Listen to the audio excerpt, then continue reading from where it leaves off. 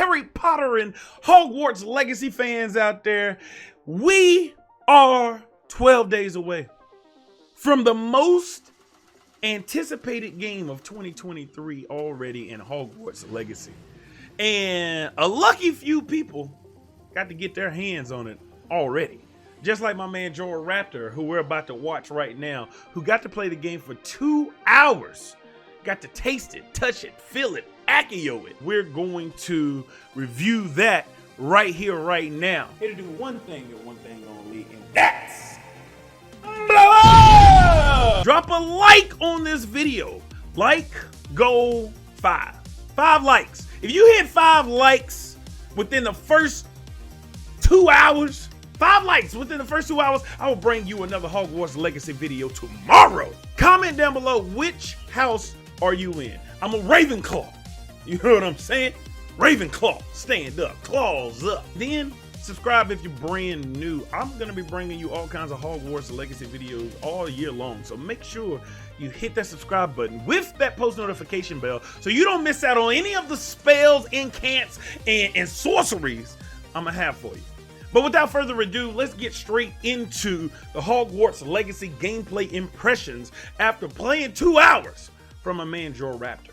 Let's go! I think it's safe to believe the hype. I went to an event in Paris where I could play 2 hours of Hogwarts Legacy thanks. Alright, first off, I'm gonna be popping in and out, my face that is, throughout this video. Because I want some dialogue to go along with what he's saying, because this is my impressions of his 2 hours. First off, I like the interface. It just seems homey to me, like, you know what I'm saying, things on the left, things on the right. So I like the interface off rip. What do you think? All right, here we go.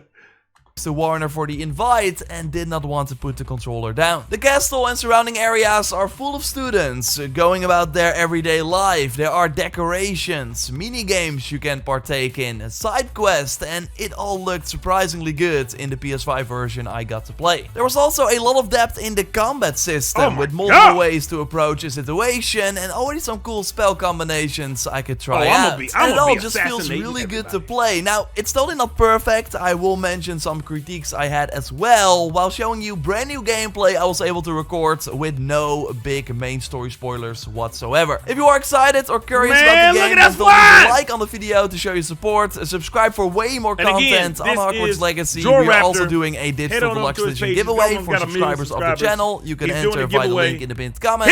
And with that out of the way, let's go. After reading your acceptance letter, you'll be able to make your own Hogwarts student. And the character creator has been slightly changed. Yeah, I can already tell I'm gonna love this game. Look at this black girl's hair. Look at that black girl's hair. Look at her hair. It's done right. Now, I don't know if this, I don't think this guy's supposed to be black right here. I don't think he's supposed to be representing of the African American community. And if he is, I'm gonna need them to do a little something about that fro. I'm always a stickler for hair. I'm always a stickler for hair in video games, especially when it comes to black people, because look at this. Look at this YouTube. I ain't got no hair, so I would like to live vicariously through my black created character on my video games. And this better not be a representation of an afro. That's all I got to say. Anyway, but hey, her hair is on point. Hey, her hair is legit. I mean, all other people's hair look pretty dope too, but her hair looks legit. That's all I'm saying. What y'all think? Changed since the first time we saw it. With still the same presets, but now 5 in a row instead of 4, and these characters were first smiling, but in the version that I got to play, the portraits only had serious faces, which I found quite interesting. There's a decent afro right here. That's an okay afro, I guess. I decided to go for a female character as we haven't seen those options yet, and you do notice that the face shapes are different than when you pick a male preset. Overall though, every option is available. Man, you can pick one of the 50 hairstyles for every character. There are 3 options for glasses, although you can find more in the game. I for example got the gold wooden spectacles after defeating an enemy. Oh, that is dope. So we're getting I guess, cosmetics throughout the game, which we already knew, but even to enhance your you can also select some scars and that. markings in the character creator. You can change your eye color, eyebrow shape, and you can also pick one of 2 voices. Voice 1 is recorded by Sebastian Croft, which and we voice knew. 2 is recorded by Amelia Getting. I went with the normal difficulty. New here, but hey, your boy like that select your difficulty tab. Yeah, y'all know me. If it get too hard, I'm going story mode. What mode are y'all gonna play on? There is even a story mode though, for if you don't want much of a challenge. Okay, I got the suitable name, and now let's start my journey. Man, and I was then able to explore a small bit in and around Hogwarts, which was quite the adventure. You are free to summon your broom at any time to fly around the castle, which was quite impressive. The Quidditch arena is also in the game, but as right now, the sport is not available as an activity. But let's hope that changes in the future though. Now they're kind of teasing us, although it was cool to see the stadium up close. But also when you take the time to walk around, you will see many students just minding their own Hogwarts business, learning spells, preparing their broom for flying. It's overall pretty cool to see other students just fly around. And I was also able to do a Summoner's Court match by talking to this Gryffindor student. In this game, you have to use Accio to move balls on the field, and the further they move, the more points you get. But it's easier said than done though, as you want to make sure that you don't push the balls from your opponent, and there are obstacles that will stop the ball from rolling. So you have to find the right angle and also be smart about which ball you want to roll first.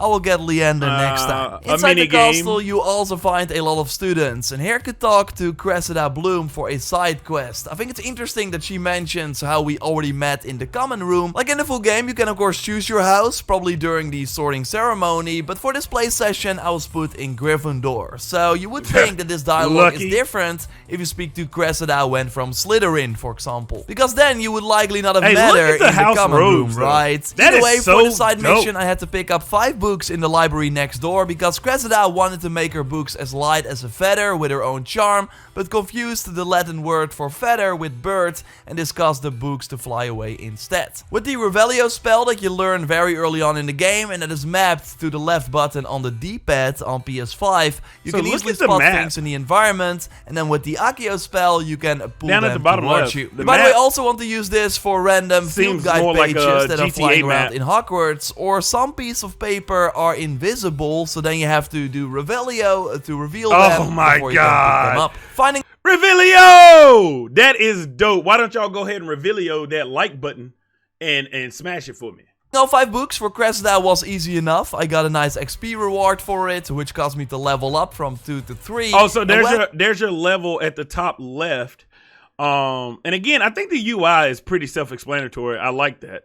I'm gonna try not to pause as much, but y'all know me. Leveling up, you should get a talent point, but I think this menu unlocks later on, as I did not get these talent points right away, only during a later save when I went from 19 to 20. And with talents, you should be able to enhance your spells, like for example add a ring of fire to the Incendio spell that can hurt enemies around you. It is my speculation though, because apart from this state of play footage, we still have no clue what the talent system actually looks like. But I did notice that there are many challenges for completing side and relationship quests, for example, which are likely missions with some of our companions. There are challenges for quests, finding collectibles, defeating a certain type of enemy, and way more. So it seems that everything we do in Hogwarts Legacy will count towards something, which makes looking around every corner even more rewarding, although I think I will be doing that anyways. Now I am curious how often the NPCs change though, or if the same students will always be in the same spot. What I did notice is that they were referring to events that had just happened, so maybe after big story moments, things in the castle will change, or I could see students in different locations, also depending on the in-game season that we're currently in. So we kind of have to wait and see, but I think I can say that exploring Hogwarts for the first time will be very special. It's of course a big school with multiple floors, so the fact that you can select a quest and then follow a trail to get to your next objective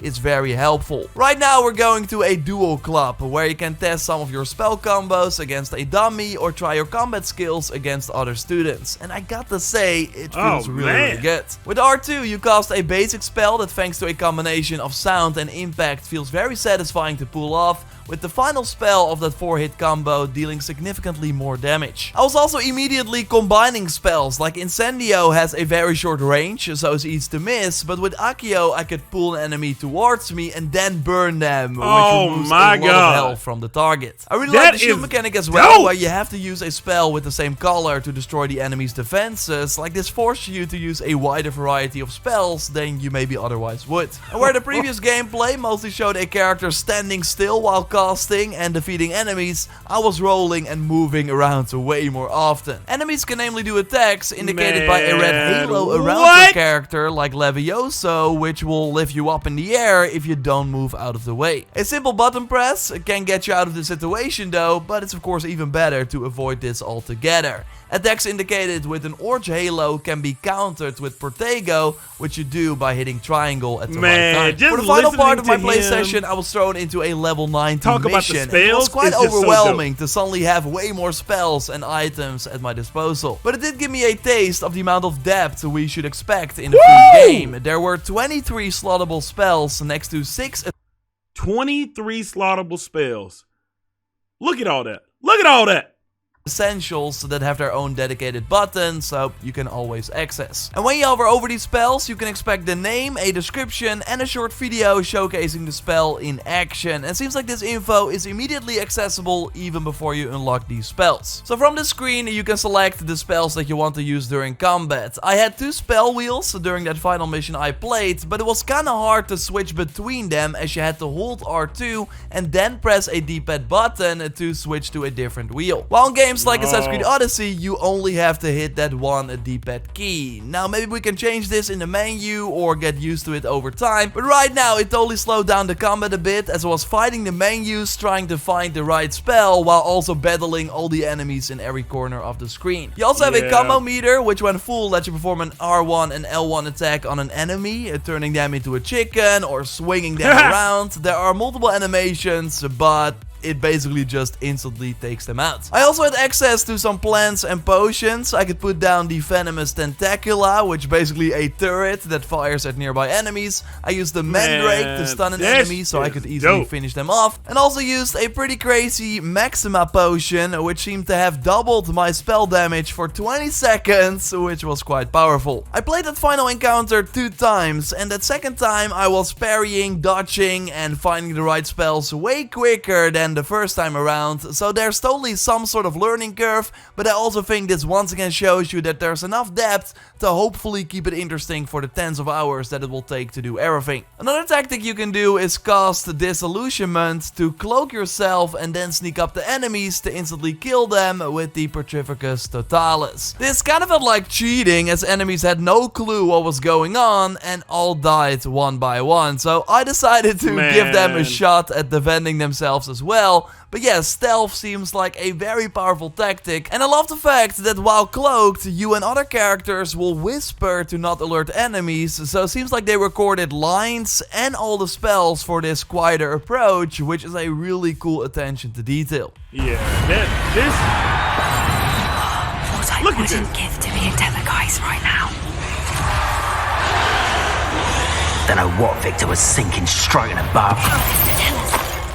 Warner and Avalanche did not hold back in terms of production budgets. This feels like the Harry Potter game we've dreamed of for many years, but I don't think we should expect them to reinvent the wheel. I still had to investigate and interact with objects in the environment before I could continue with the quest, or I could not go too far from Poppy during the very linear main mission. I personally don't mind this though, as I think existing in the Wizarding world is unique enough already. Having only ranged combat is going to be very interesting, and I love how spells can interact with the environment. Like I, for example, destroyed this bridge and then used the Reparo spell to repair it afterwards, but there was no pop-up or message telling me that I could do that. I just thought, hey, this might work, and well, it did. It all seems very well connected, and I think curiosity will be rewarded in this game, making Hogwarts come to life even more. Like February 10th or 7th, if you have the deluxe edition, can't come soon enough. If you, by the way, have questions, then drop them down below, as I will probably do a Q&A video next, where I will try to answer your questions if I'm able to, based on my 2-hour experience. So totally subscribe for that. Woo! Immediate thoughts right now in the comment section, because I'm just all over the place. I'm all over the place. This is about to be crazy. From the flying, the fighting, to the faces, man. I am overly optimistic about this game. Yes, that's true. But yo, this looks great. Like I say to my streams, all it has to do is meet my expectations. It ain't got to blow me out of the water. It ain't got to do nothing fantastic over the top. As long as it meets the expectations of being a playable game that is similar to the Harry Potter-esque feel of Hogwarts, and allows me to be the wizard or warlock that I want to be, we good. We good. And right now, it's looking like it's about to be a home run. I need to know y'all's comments, thoughts, questions, concerns down in the comment section right here, right now, man. As always, y'all already know what it is. Y'all already know what it was. It's your boy Dubs CP, here to do one thing and one thing only, and that's blood.